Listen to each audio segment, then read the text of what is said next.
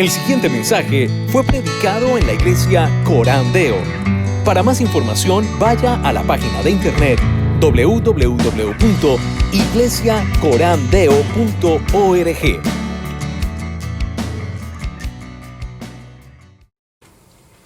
La palabra de Dios dice en Isaías 9:6, porque un niño nos es nacido, hijo nos es dado, y el principado sobre su hombro, y se llamará su nombre admirable, consejero, Dios fuerte, Padre eterno, príncipe de paz.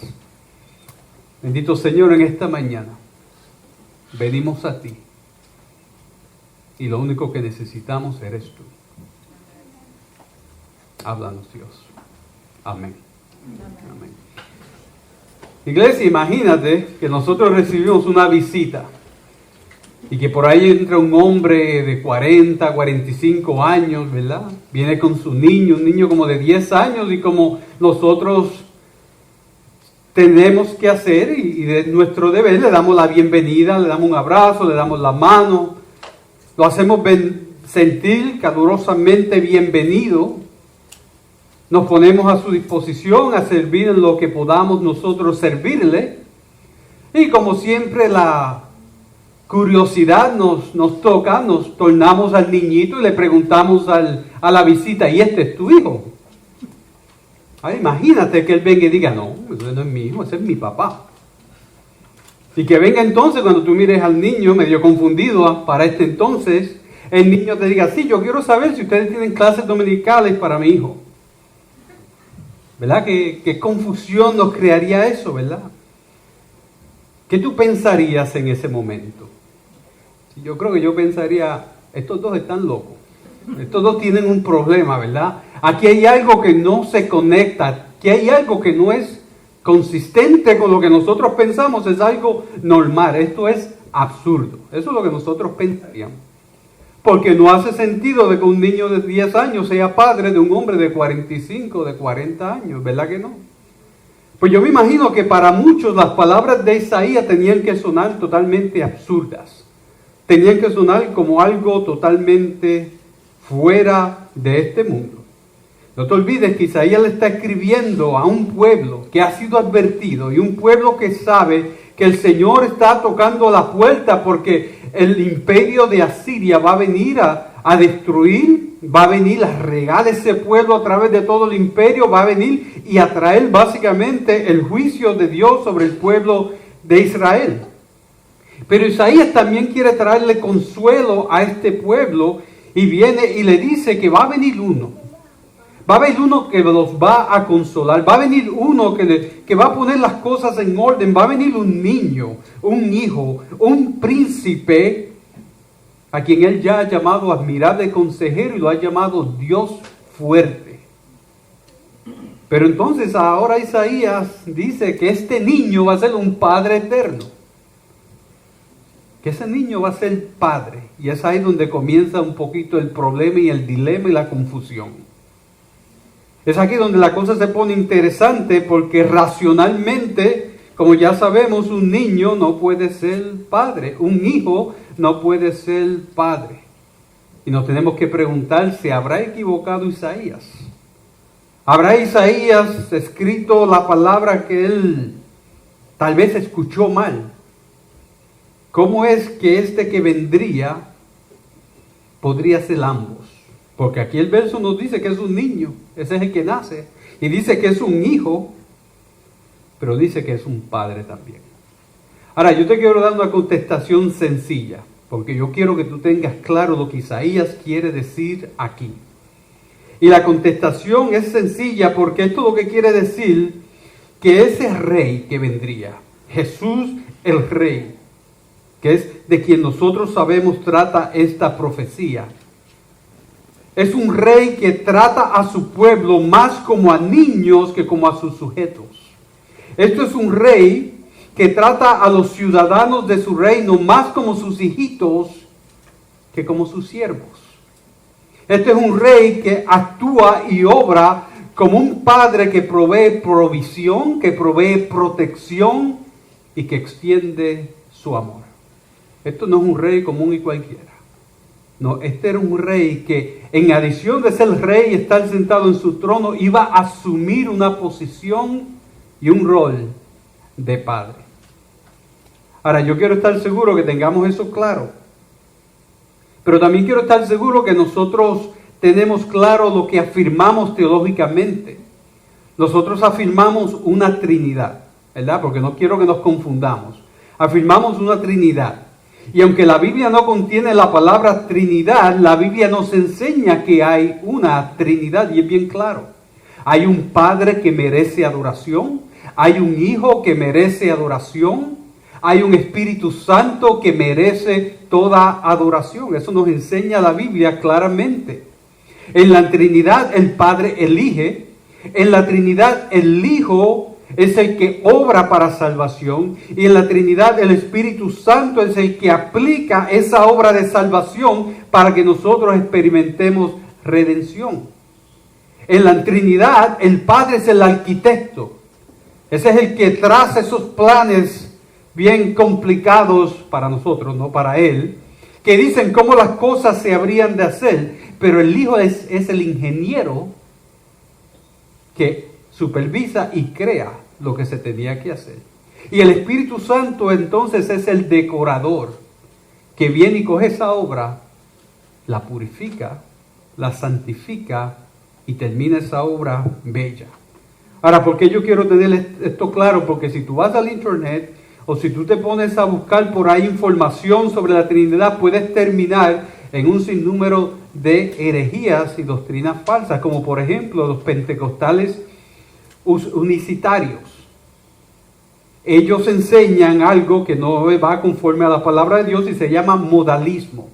Quiere decir, es una doctrina falsa donde ellos dicen, que de hecho esto viene desde los principios de la iglesia, donde existe solamente un Dios que se manifiesta a través de distintas modalidades, o sea, en distintas formas.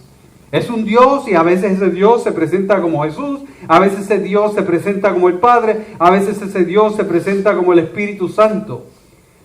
Pero eso es contrario a lo que la palabra de Dios nos enseña.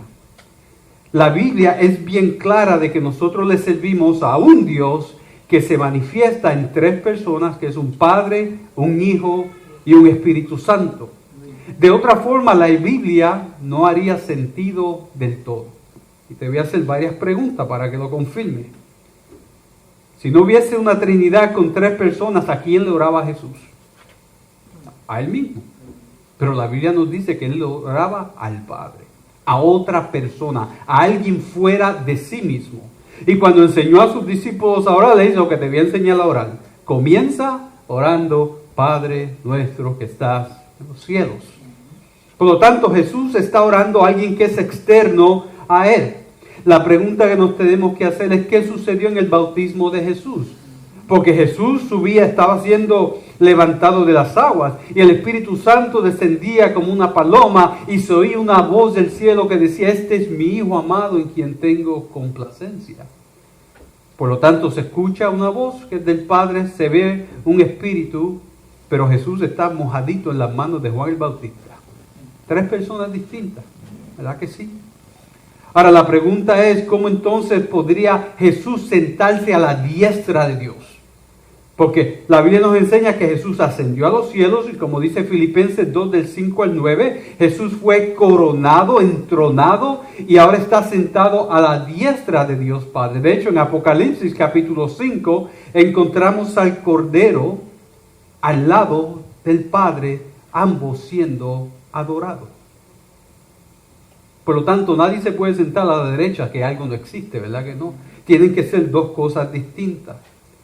La pregunta es, ¿cómo definió Jesús la eternidad? Jesús viene y dice, orando en Juan 17:3, que ¿quién es la vida eterna? ¿Qué es la vida eterna? La vida eterna es que te conozcan a ti, a Dios y a Jesucristo a quien tú has enviado. Por lo tanto, ahí claramente Jesús nos da dos personas. La pregunta es, ¿a quién es que Jesús salva? Y Juan 6:37 nos dice, todo lo que el Padre me da vendrá a mí, y al que a mí viene, no le echo afuera. Por lo tanto, el Padre es el que da. Tú eres un obsequio del Padre hacia el Hijo, y el Hijo por ese obsequio, por ser agradecido y por el amor que tiene al Padre, por eso es que nos redime y envía al Espíritu Santo para que nos santifique. Por lo tanto, yo puedo seguir toda la mañana dándote ejemplos de cómo existen tres personas independientes, tres personas, tres esencias, pero la Biblia nos dice en Deuteronomio que hay solamente un Dios. Por lo tanto, ese Padre, ese Hijo y ese Espíritu merecen toda adoración y toda gloria. Ahora, Isaías nos dice algo. Por eso, cuando tú leas aquí Padre Eterno, no quiero que te confundas. Está hablando de Jesús. Esto no implica aquí de que Dios Padre y Dios Hijo son uno solo y por lo tanto solamente hay una persona. No, está hablando de Jesús. Y este Padre Eterno nos habla de cómo ese admirable consejero, ese Dios fuerte, ese Mesías, ese ungido, ese Jesús el Cristo se relacionaría con nosotros, sus hijos redimidos y adoptados por la fe. Por lo tanto, cuando tú miras aquí, Padre Eterno, debes de pensar en una palabra: relación. Es aquí como Jesucristo se relacionaría con su pueblo, con los suyos. Ahora, ¿por qué es Jesús nuestro Padre Eterno? Yo quiero darte 4 razones. Y vamos a cubrirlas brevemente cada una. 4 razones por las cuales Jesús es tu Padre Eterno. Primera es porque Jesús es nuestro Padre Eterno porque nos representa. Jesús nos representa. Y nos representa como Padre. Pues cuando mis niños nacieron, ellos no podían hacer las cosas por sí mismos.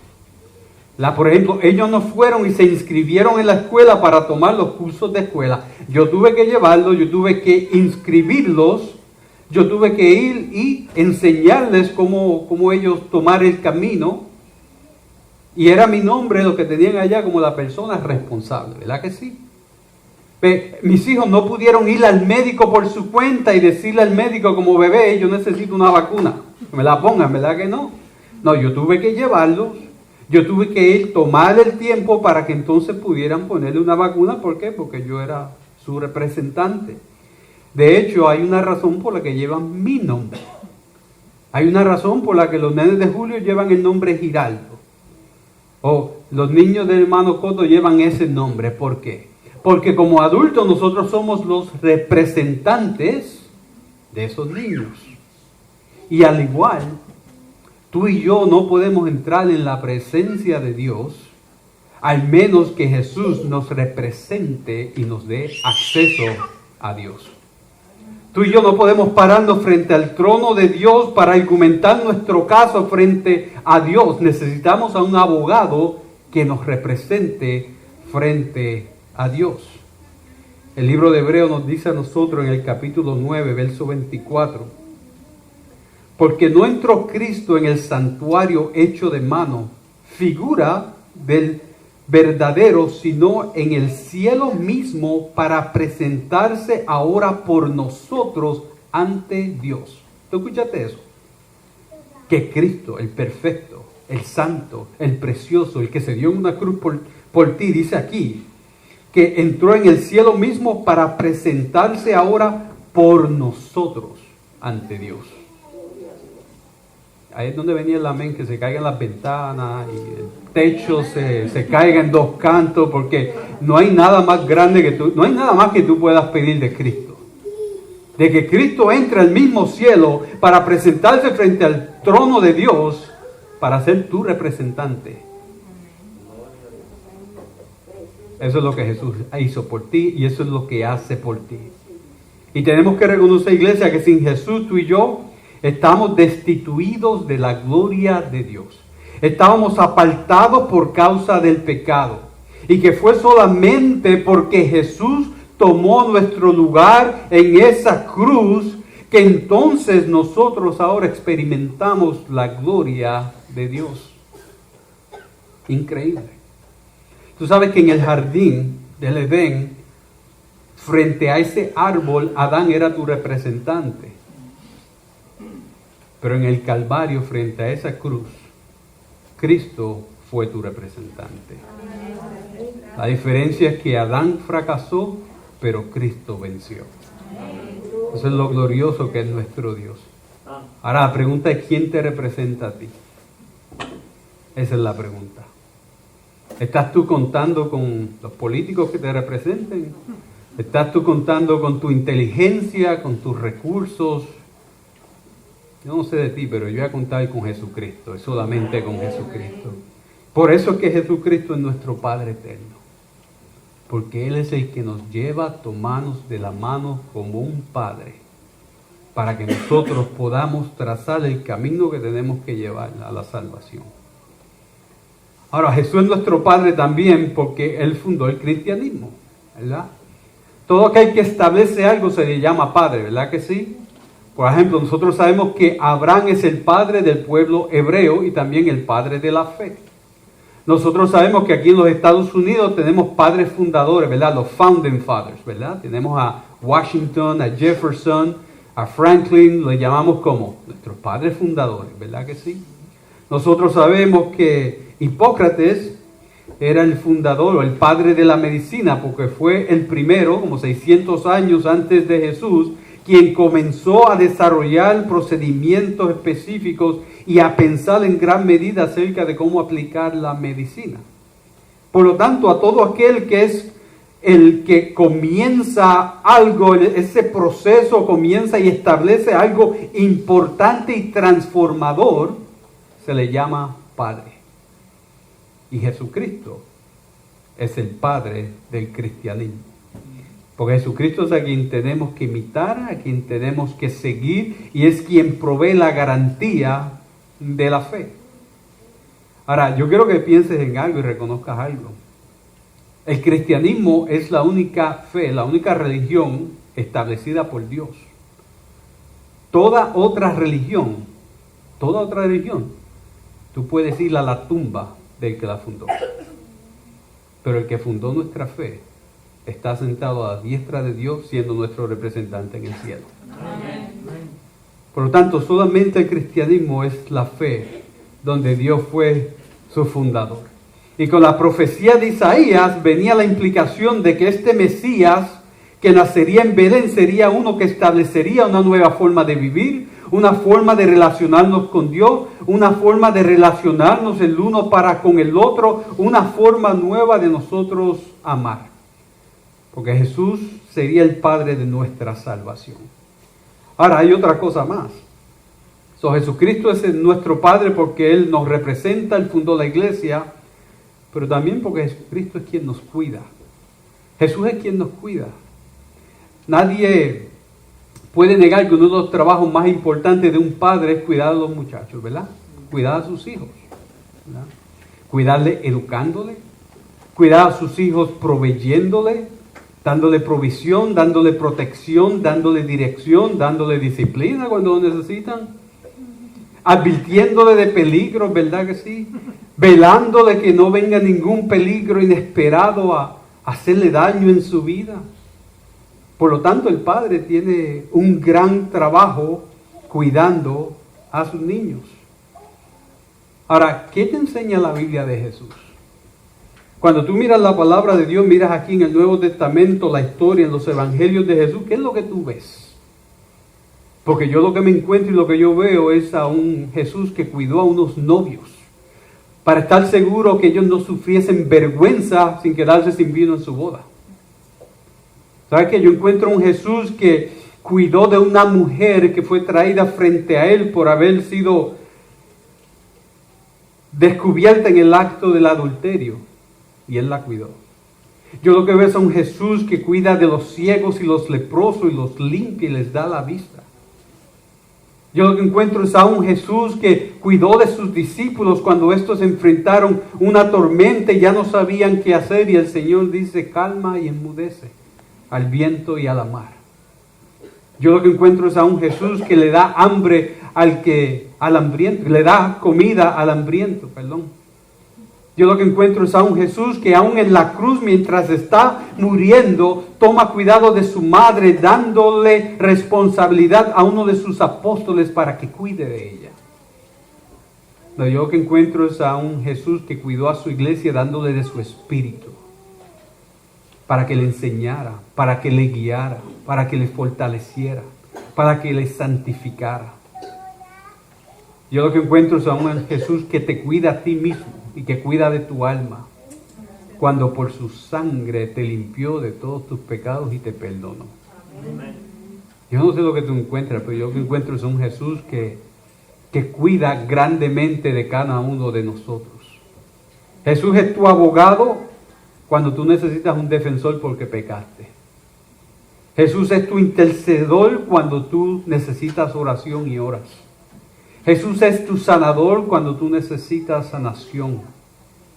Jesús es tu salvador cuando tú le confiesas y confías en Él. Ese es Jesús. Y así como Él abrió el mar rojo, iglesia, Jesús abre caminos donde tú puedes poner tu pie firme. Y así como Él guió a su pueblo como una columna de nube, como una columna de fuego, Jesús te guía a ti hacia la eternidad. Y así como Jesús le dio maná del cielo para saciar la hambre de aquel pueblo, en el desierto Jesús te da provisión día tras día tras día.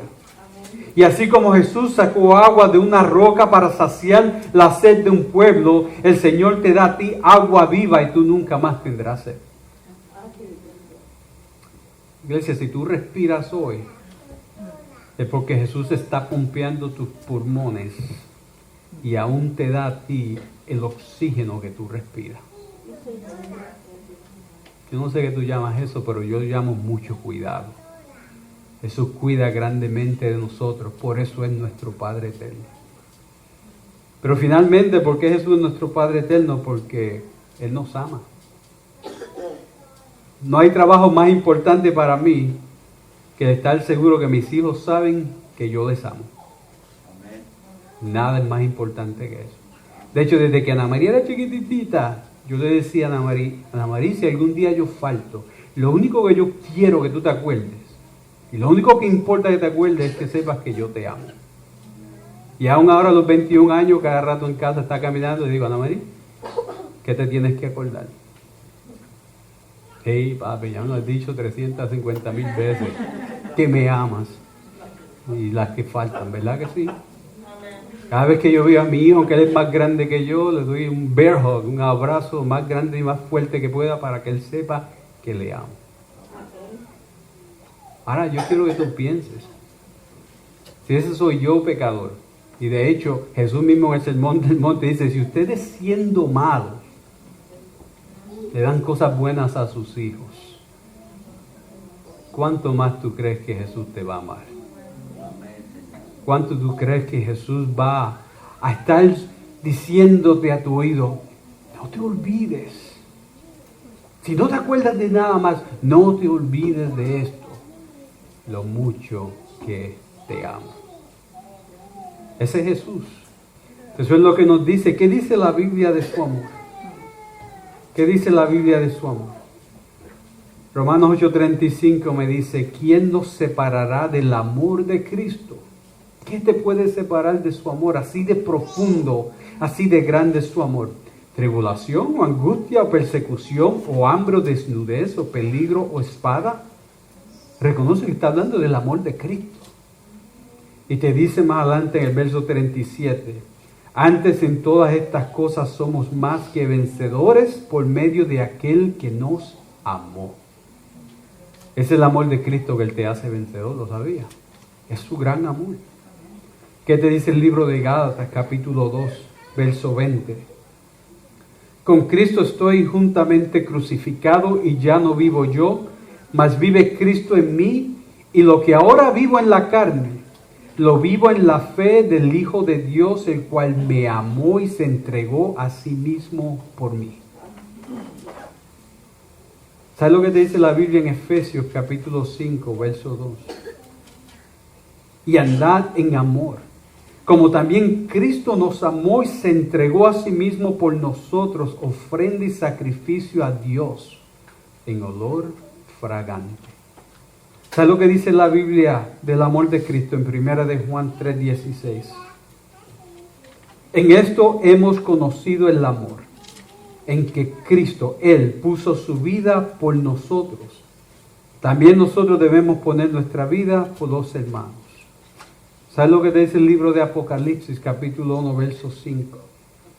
Y de Jesucristo el testigo fiel, el primogénito de los muertos y el soberano de los reyes de la tierra, al que nos amó y nos lavó de nuestros pecados con su sangre. Ahora, ¿tú tienes duda de que Cristo te ama? ¿Tú tienes duda del amor de ese que se entregó a padecer en una cruz y derramó cada gota de sangre a tu favor? ¿Tú tienes duda del amor de ese que tomó la copa de la ira de Dios, cada onza, cada gotita de esa copa se la tomó? Sí, como el mejor de los padres, Jesús nos amó tanto que Él prefirió morir. Él prefirió morir a que tú te pierdas. Eso es amor. Eso es gran amor, iglesia. Ahora, tengo que siempre dar una palabra de exhortación para aquellos que tal vez en su vida no experimentaron el amor de un padre terrenal. Porque muchas veces en medio de nuestro sufrimiento carnal aquí en la tierra, podemos desarrollar cierto pensar de que Dios es igual. De que como mi padre no me amó, pues eso también el Padre de los cielos no me ama. O porque mi padre me maltrató, pues todo padre trata y obra de la misma forma. Pero tú sabes lo que te dice la Biblia en el Salmo 27, verso 10. Aunque mi padre y mi madre me dejare, con todo Jehová me recogerá. No confundas el amor de Dios con el amor de nada ni de nadie. Jesús es el gran rey que trata a siervos como sus hijos, a esclavos como herederos, porque Él es el Padre eterno. Sí, Jesús nunca te va a dejar. Interesante que si tú miras ahí Isaías capítulo 9, mira lo que te dice el próximo verso, el verso 7. Dice, los dilatados de su imperio y la paz no tendrán límite sobre el trono de David y sobre su reino, disponiéndolo y confirmándolo en juicio y en justicia, desde ahora, ¿y cuándo? Para siempre. O sea que el amor del Señor no tiene fin. O sea que el amor del Señor no va a terminar, por eso se llama un Padre eterno. No, es que el amor del Señor no va a ser un amor de temporada, no es como el amor de los hombres. No es un amor de conveniencia. No es un amor que va y viene dependiendo en cómo me siento, mis sentimientos, mis emociones, mi depresión o lo que puede estar sucediendo a mi alrededor. No, ese no es el amor de Jesús. No es un amor que permanece ahora y por siempre, porque viene desde por siempre. Es un amor eterno. No tiene principio y no tiene fin. Nada le limita, nada le impide, nada le detiene. Eterno quiere decir que ese amor perdura. Perdura. Puedes contar con él. Israel necesitaba escuchar eso. Necesitaba escuchar que vendría un buen padre que les amaría, les cuidaría, les representaría y que les salvaría. Y tú y yo necesitamos escuchar eso. Tú y yo necesitamos escuchar que en medio de las circunstancias de la vida, del dolor, de la pérdida, ¿sabes qué? Nosotros tenemos un buen Padre que camina con nosotros. Anoche tuve una conversación difícil con Dave. Dave es el esposo de Ruby. Ellos comenzaron el proceso de auspicio. Dave estaba ya hablándome para que le ayudara a conseguir pues una funeraria y andar esos pasos. Pero también aproveché el tiempo para decirle a Dave, acuérdate, esto es un puente, esto es una transición, porque Ruby está en las manos de un Dios bueno. un Dios que le cuidará por siempre, por una eternidad, por cada momento de su existencia eterna. Hay un Dios que nunca la ha abandonado ni la abandonará. Y aunque ahora sea difícil, nunca pierda la esperanza. Y nunca pierda la perspectiva de que nuestra vida es temporera aquí. Tengas 10 años o 20 o 30 o 50 o 80. Nuestro tiempo aquí es limitado.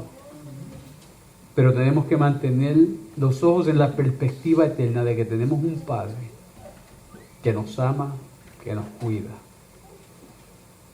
Ahora, lo que tú tienes que estar seguro es que tú estás firmemente agarrado por las manos de ese buen Padre.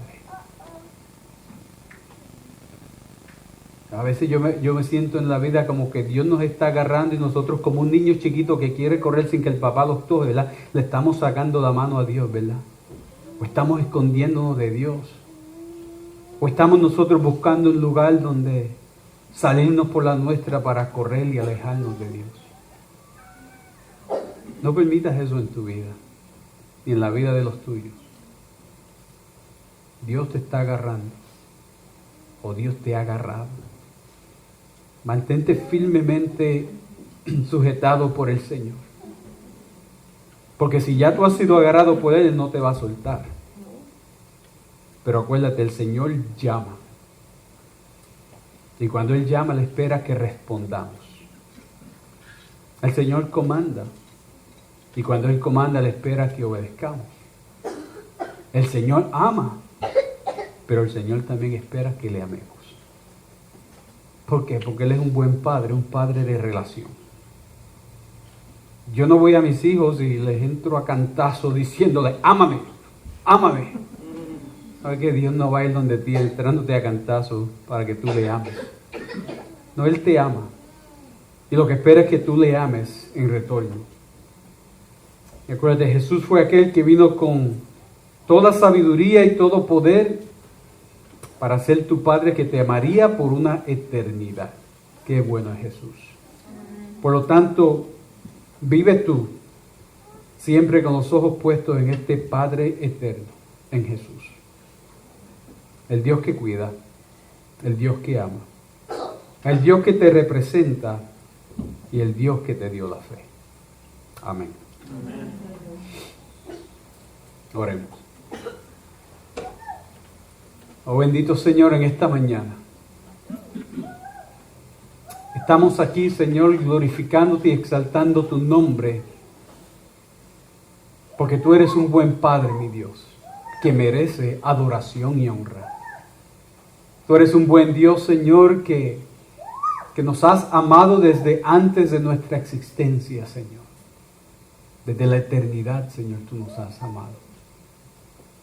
Y yo te pido en esta mañana que cada alma, mi Dios, aquí en este santuario, que esté batallando con dudas de tu amor, mi Dios, que tú le des certeza, que tú les toques, mi Dios, de que reconozcan, mi Dios, que ni tribulación, ni angustia, ni dolor, ni sufrimiento, ni nada creado, ni aún por ser creado, mi Dios, nada nos puede separar del amor de Cristo.